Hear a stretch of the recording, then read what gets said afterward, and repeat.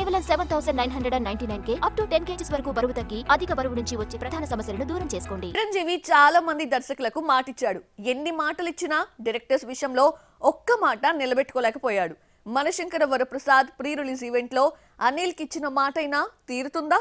12న మనశంకర వరప్రసాద్ గా వస్తున్న చిరంజీవి తన పాత రోజుల్ని గుర్తు చేసుకున్నాడు. సినిమా పూర్తయితే ఫ్యామిలీ మెంబర్స్ కు దూరం అవుతున్నారన్న బాధ ఈ సినిమాతో కలిగిందన్నాడు చిరంజీవి. పిక్నిక్ వచ్చిన వాతావరణం ఉండేదని చెప్పుకొచ్చారు. అనిల్ వర్క్ కు ఇంప్రెస్ అయిన చిరంజీవి డైరెక్టర్ కు ఇంకో ఛాన్స్ ఇచ్చాడు.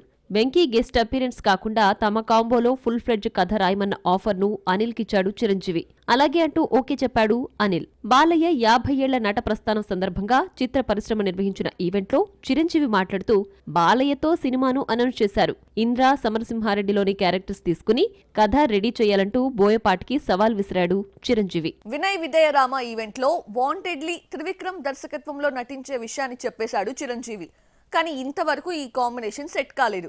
ఆ తర్వాత గురూజీ అలవైకుంఠపురంలో గుంటూరు కారం ప్రస్తుతం ఆదర్శ కుటుంబం తీస్తున్నా చిరంజీవితో సినిమా వర్కౌట్ కాలేదు. ఇప్పుడు ఆ ఊసే లేదు. జై చిరంజీవ మూవీకి త్రివిక్రమ్ కథ మాటలు రాశాడు. హరీష్ దర్శకత్వంలో నటించాలన్న మెగాస్టార్ కోరిక ఇవాల్టిది కాదు. Sai Dharam Tej Harish combination movie Subrahmanyam for sale audio release వేడుకలో చిరంజీవి తన మనసులోని మాటను బయటపెట్టాడు.